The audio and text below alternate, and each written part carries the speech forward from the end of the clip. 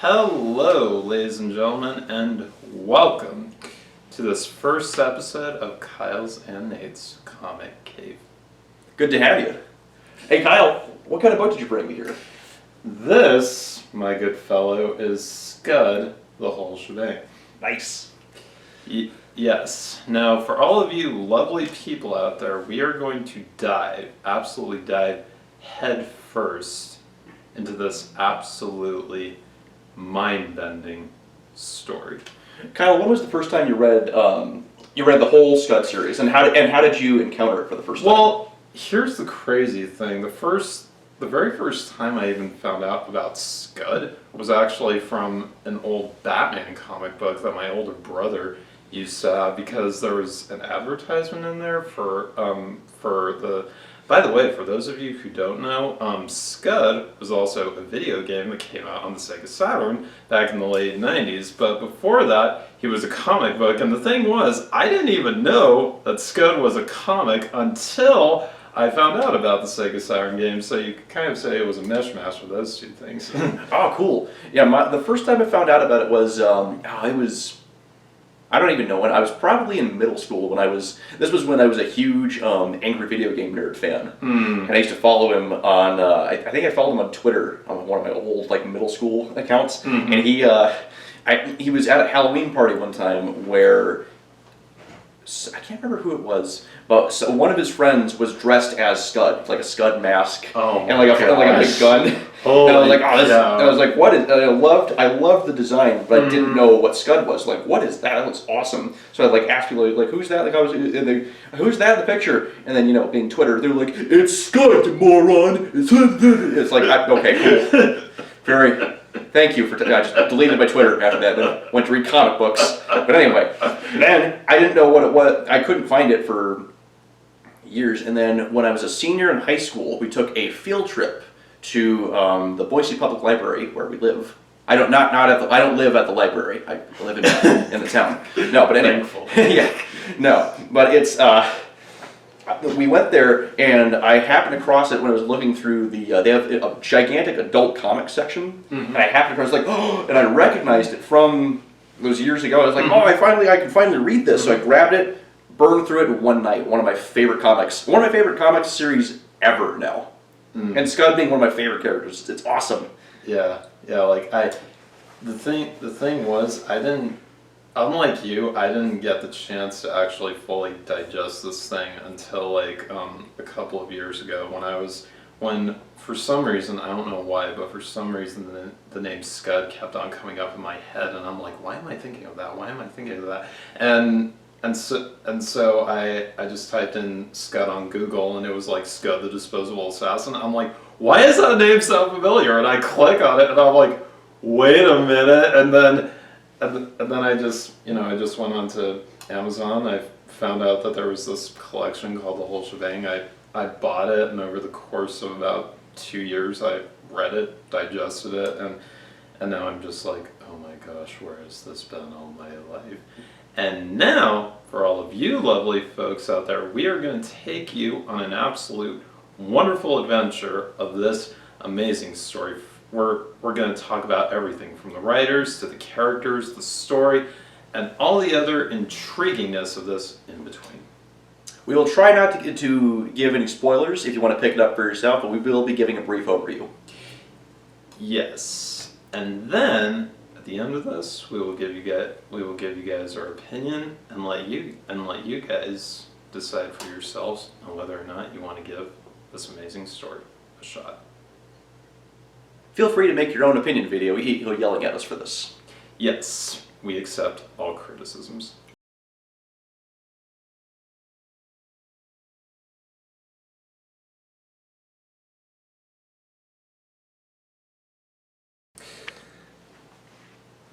Now, before we fully dive into this, we're just going to give you guys a very brief glimpse of what you can expect out of this. So, I think a good synopsis of it is it began as Rob Schraub's sort of first dive into making a full-length comic. For those of you who don't know, Rob Schraub is a very good friend and and sometimes co-creator of Dan Harmon, creator of Community, Rick and Morty. They actually worked on Monster House together. And that's right. For all of you mainstream people out there, Dan Harmon helped create the runaway hit Rick and Morty. So, for all of you out there who understand Rick and Morty, you can probably grasp what some of the humor in Scud the Disposable Assassin will be like. Yeah, I think, did Dan Harmon contribute a lot of the writing to this, or is it only written by Rob Schneider? I know that Rob Schraub and Dan Harmon contributed a great deal to this. I know for a fact that Rob Schraub has been like the main driving force of this, but I don't know if like Dan Harmon necessarily had a massive presence with this, but I do know they helped with Rob Schraub in bringing this to life. Oh, okay. Yeah, I know. I know that it'd be because he has a writing credit in there. Mm-hmm. So I would think, but it's hard to tell because they're very similar people. Dan Harmon and Rob Schraub. I think they talk about it in some of the parts of the book where it's not just the comics. Actually, they show a lot of the the conceptual arts, character designs in the rough form, and they have a lot of it opens with with sort of a short introduction to how he made it by Rob Schraub. But it has. It has a lot of parts in there where it's difficult to figure out exactly who did what. Like you would think it's easier to say Rob Schraub did the whole thing, but knowing that Dan Harmon worked on it, it's hard to figure out which parts he exactly did because I know he and Rob Schraub and a third guy were in this, they were in an improv comedy group together called the Drunken Alewives. Actually, I have the copy of the whole shebang that I had talked about their time at the Drunken Alewives, where it was like I said, some kind of improv comedy show where there were a lot of dressing up in dresses and then not shaving their beards for it at all. So just cut, and then it's mostly and then audience participation and weird stuff like that. But then. So you can see how they kind of the years where they were developing their sense of humor and the creative direction that they wanted to go to, they had a very similar experience and worked together most of the time. But yeah, needless to say that that Rob Schraub and Dan Harmon, when it came to the creation of this story, the characters and everything else in between, like literally, you can honestly feel the love and the effort and the care that they put into each and every single panel of what they wrote, drew, and everything else in between. And like I said earlier, for those of you out there who kind of understand the unhinged, unique humor of Rick and Morty, would definitely understand a lot of the unique humor of the story of Scud.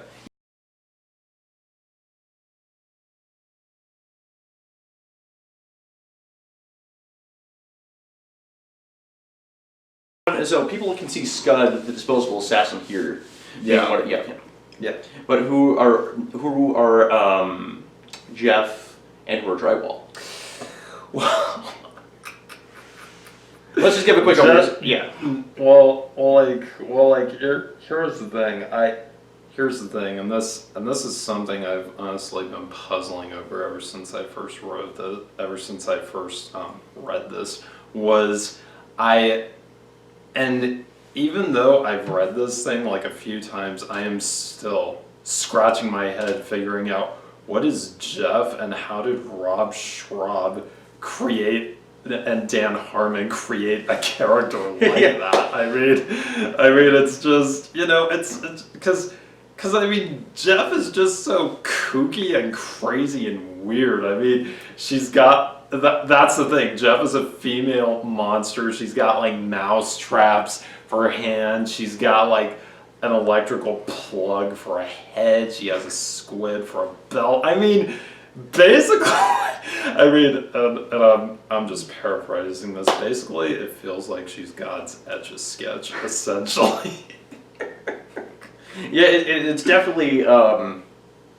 It's definitely sort of like a platypus situation. Like, we have some leftover pieces, just throw it in the blender. Made a creature. But it's it's funny because it's almost her really wild kind of almost like anachronistic design is sort of contrasted to her personality, which is very much identifiable by people who let's say, like, if you're Rob Schraub, you say, like, hey, I had all these maybe he says, like, oh, I had like a crazy girlfriend, or maybe how he felt about his relationship sometimes, like this is the relationship that I had with somebody. And Scud very much has that very much, which is like the driving character of the series, has a it's not necessarily tragic, but it is very, very desperate. But they take it's very funny because he's Scud, the disposable assassin. So somebody gets him out of a vending machine of assassin robots, and then he realizes that he reads the tag on the back of his unit that says this unit will self-destruct after the assassination. He's not having any of that. Yeah, he's not pleased. So he's like I'm not going to do that. So he wounds Jeff and puts her in the hospital, and then he does other assassination jobs to keep her alive, so that their mutual survival will be ensured. Pretty wild, yeah. And then he runs into, you mentioned Drywall a second ago. Yeah. And if you don't know if you've never read this comic before, here's who he is. If you have read the comic before, let's talk about one of our favorite characters, Drywall. By the way, audience, we apologize. We're bouncing back and forth between a lot of topics. We just hope you're really keeping up with all this. So bear with us. Continue, please. Yeah, Drywall is how did he meet him in the comic again? You know what? It's crazy because, like, what is it? I think Drywall was like some sort of like failed like scientific experiment or something like that, and like and he speaks in like this gibberish that somehow only Scud can understand. Or whatever, and like, but here's the even more interesting thing. Drywall is more than just like some sort of Frankenstein concoction. Like, inside of his body, he basically has a pocket universe inside of him, which I honestly think makes him as fascinating, if not a bit more so, than the main character, Scud. Yeah, they almost have like a Han Solo Chewbacca relationship, where you can't understand what he's saying the entire time, but only Scud can understand it. And Scud is more. That's a really good way to describe it. He's a little more like forceful and intrepid than Drywall is. Drywall is kind of along for the ride, but really attached to Scud and good friends with him, and it's.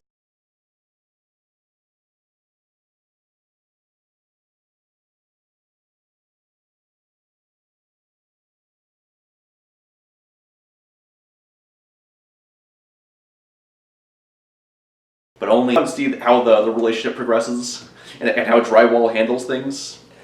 It's like and in all honesty, seriously, there are honestly points in this story where, like, there's so many things where it's like, how on earth did these people, honestly, because seriously, this story, this world, this universe, everything in it is just so unique. You're just like, how on earth did anyone come up with this? And I'm not gonna lie, that's still a question I still ask myself even to this day. But I think that I really think that Rob Schraub's crazy relationships that he'd been through definitely had a massive impact on just how the overall writing and pace of the story just played out and whatever.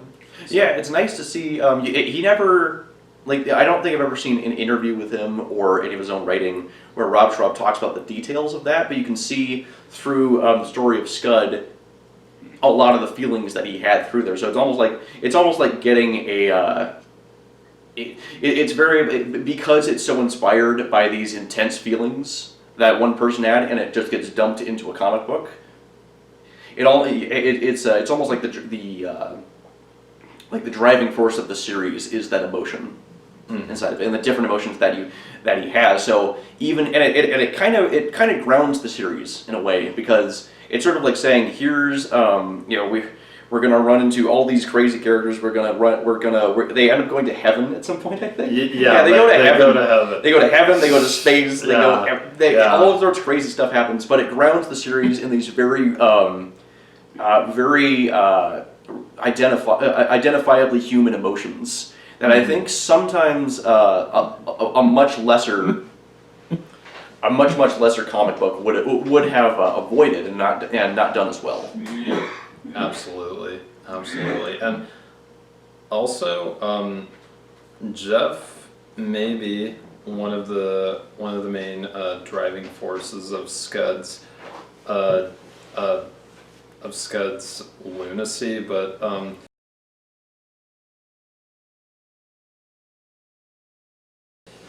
the even more crazier thing is that the true main antagonist of the entire story is Benjamin Franklin. Yeah, it's pretty great.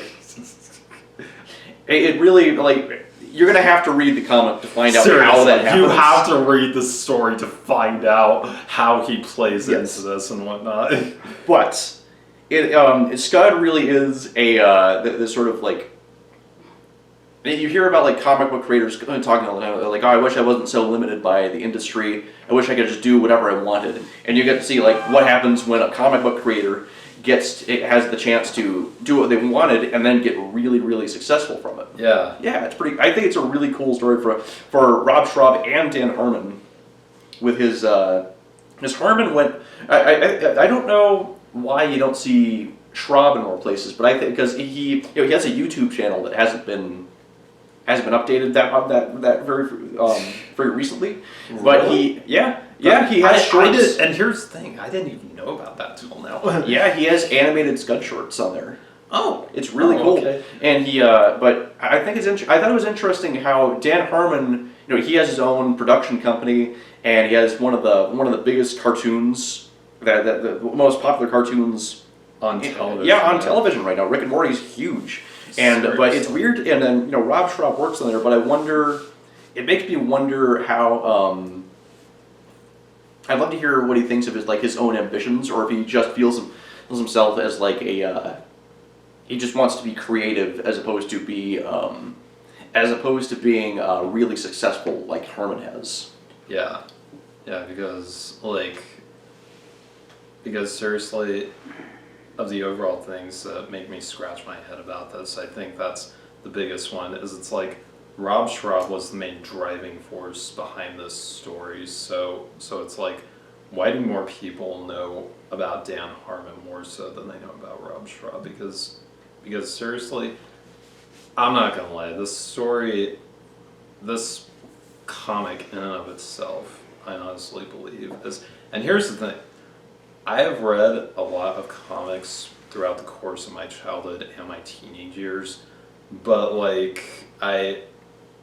out of everything I've read, I honestly believe this speaks to me on a level that none of those other stories I've read have, or whatever. And plus, this one has also stuck with me in both my mind and my soul the longest, just because it's just that fascinating, that interesting. It grips you. It really grips you from beginning to end, and it just doesn't let go.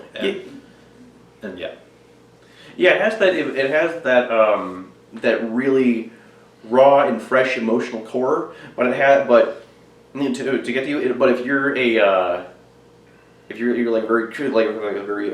creatively obsessed person, it's perfect for you, because it shows you that you can do pretty much whatever you want. And it says somebody, whatever chance you didn't feel like taking before, you thought no, that's stupid, or that'll never work, or that's crazy, or it's too insane, or just anything. Rob Schraub took the chance and did it really, really well. Exactly. And so in all honesty, people like me and my wonderful colleague Nate over here, seriously, we have nothing but respect for the story that this series tells. We also have respect for its creators, Dan Harmon and Rob Schraub, and seriously, not only does this story begin in a really great way, but it also ends in a really great way, and I highly, absolutely highly recommend it to anyone out there who is looking for a comic, but kind of something that's off the beaten path, something that's different, but it will grab at you in a way that no other comic can. Yeah, that was that. As far as the ending goes, though, that was one of the most impressive things about it to me. Because normally, like, I've read certain comics, like not just like regular comics, like web comics or novels or movies or anything like that, where it goes. It's almost just like full on like expressionists. Where it's like we're just gonna throw whatever we want here. We're gonna have fun. We're gonna make it crazy. And normally, that was like, oh, this is fun, and then falls apart at the end. Like they didn't know what they were doing. Yeah. This clearly had a. I don't know if Rob Schraub had an ending in mind from the beginning, but he sticks the landing perfectly. The last panel, Absolutely. the last page. Absolutely. The last page of the thing is a full page spread that ties up the whole story and gives you everything that you would have wanted. Everything is explained in a really good way that really ties everything up. It answers every question, ties up every loose end. Everything is just given a really good send off by the end. Yeah, even more. I've read more like grounded, like realistic comics that don't follow their internal logic as well as Scud has. Yeah, and that's really hard to do when you when you're as like it's wild and surrealist as Scud has been. Yeah, absolutely. And but seriously though, to all of you out there, if you haven't checked out this story, check it out. And if you've been curious, even morbidly curious about what this is, please do not hesitate. Either go on Amazon, order your local bookstore, grab a copy. You will not regret it. Trust me. A good friend.